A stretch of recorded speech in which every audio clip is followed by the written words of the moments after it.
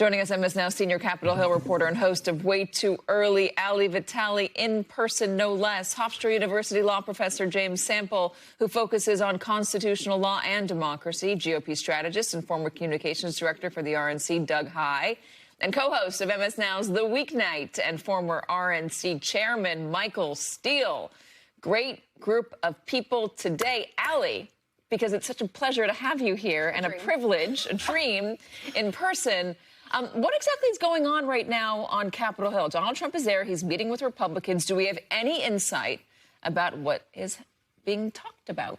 Sounds like not much good. Sounds like it was going to be pretty tense. And frankly, that was already going to be the mood before Trump then added this whole new wrinkle to the mix of canceling a bipartisan housing bill that, frankly, both parties were eager to run on. And as an example of, hey, we're trying to solve affordability. How many times were you and I on the campaign trail, people saying, I cannot afford housing?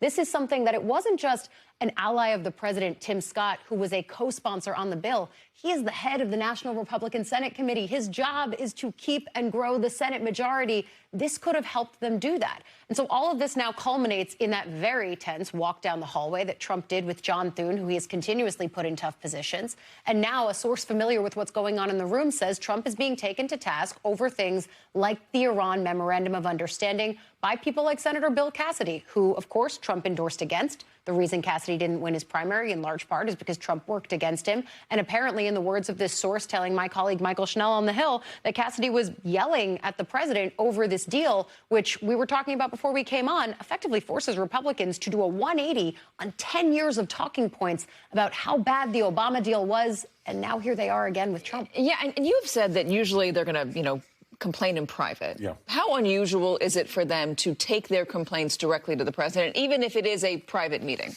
Yeah, well, it's very unusual. And this is sort of public and private, as Ali knows very well. Things leak out of these lunches or the House Republican Conference meetings as they're happening. But I'm less concerned at this point about or less interested in the what than the who. Bill Cassidy, he's leaving town. So does he matter as much if it's a senator who's going to run for re-election? Are we going to hear from people who haven't lost their primaries, who haven't retired, sort of the usual YOLO suspects at this point? Are other people going to say things? And what does John Thune do here? Thune is very skilled at taking the temperature down. Clearly, that's what he wants to do right now, even though Trump is throwing a whole lot of hot water in. God, the body language between the two of them as they were walking into the lunch was uncomfortable.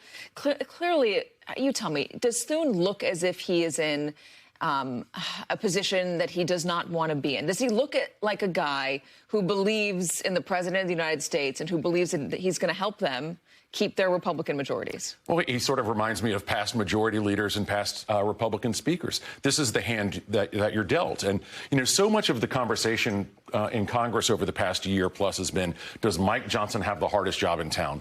I'd submit right now it's John Thune. All right, let me talk about Mike Johnson for a minute, because our colleague Michael Schnell was able to catch up with the speaker and ask him regarding the housing bill why Donald Trump keeps blindsiding Republicans. Listen. Why does President Trump keep blindsiding Republicans on a number of legislative issues, including this morning's signing? I would call it a blindside. He's been saying consistently for months that the Save America Act is his top priority. I talked to him about it this morning, about an hour before he made that announcement. But he's not making life easier for these guys. You guys are going to have a big signing. I run a different bridge. We're doing our job. He is very good at making things seem normal and totally fine, Michael. Yeah, I guess so. So if you want to call it that. Look, John Thune is worried. That body language tells me John Thune knows his Senate is in trouble. And yeah, they need the lifeline of this housing bill signing. They need the lifeline of Donald Trump to do something other than the reflecting pool and all the crazy around that. Republicans have put themselves in this position. I have no sympathy for any of them. You find courage after Donald Trump kicks your behind in a primary, and now you want to be tough guy in a meeting. You find your voice after you lose or retire from the elective office. Now you've got the courage to stand up. Yeah, you've got votes for the next 6 months. Okay, that's good. But I think, the important point was already made. What do the quiet ones do? What do the ones we've not heard from do? And how do they level their voices right now for getting something legislatively done in what has been one of the most inept Congresses in the history of the country? You've got nothing to show for the last 2 years except a reflecting pool full of algae and an Arc de Trump being proposed and Kennedy Center names and all. It's just not public policy. You win elections on how you address the pain of the people. You win elections on what you offer to solve their problems. And, my party has not done that. And so Donald Trump walks up on the Hill with an attitude. Good for Thune to show he's got one too, but you got to have to make it stick. And I don't know if they're built that way. Maybe my friend Doug knows a little bit more. I mean, he's the comms guy, but I just, I don't see it. Yeah, I'm still wondering, because we've seen in so many past instances, Republicans draw a line only to erase it and move the line farther back.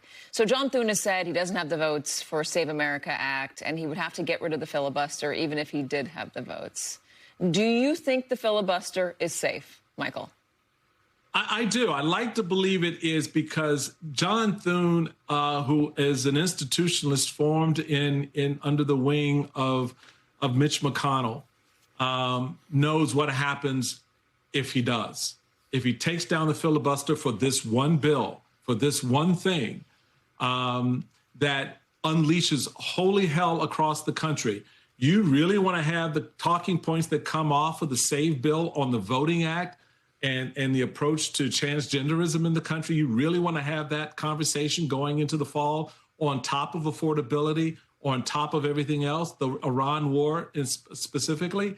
So I think those other political pressures steadies Thune's hand, and I would be extremely surprised if he buckles and says we'll get rid of the filibuster, because he knows when the Democrats take control, there will be no way to stop them.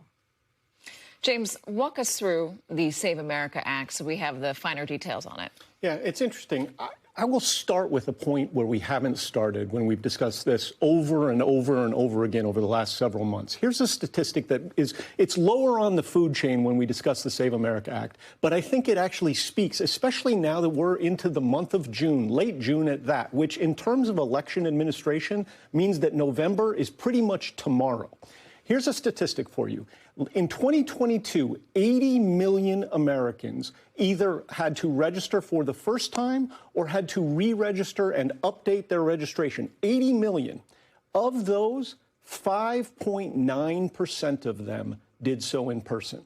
Let me say that again. Out of 80 million, only 5.9% did it in person. So even if you stripped away all of the controversial aspects of the Save America Act, even if you stripped away the citizenship requirement and having to have a passport or an original birth certificate, all of the problems for married women who take their husband's name, all of those problems, you would be talking about absolute administrative chaos, even apart from the disparate impact that this would clearly have. So this is not a voter ID bill. It is a re-registration bill, and it is chaos, intentionally so. Is that part of why Republicans aren't on board with it, or is it something else? I think it's that's part of the concern for sure. And then, of course, there are others who just have a different view of the way that the Senate should or shouldn't be doing legislation around voting, right? So it's the filibuster concerns that you're talking about. But then I think it's also the fact that they are aware that Republicans and Democrats all vote by mail. And remember, when you talk about the Save America legislation, it was supposed to just be the voter registration piece. They thought they were sweetening it by pulling in the trans issues. They thought that would make Republicans more likely to vote for it. It didn't change the calculus much, if at all, behind the scenes. It, in fact, made it like, okay, are we making this now a red meat bill? Because we actually need to be seen to be doing things on affordability. What is the deal with Donald Trump falling back on culture war instead of actually legislating and getting things done to make things more affordable? He's got the tariffs. He's got the Iran war. Prices have gone up. I mean, things...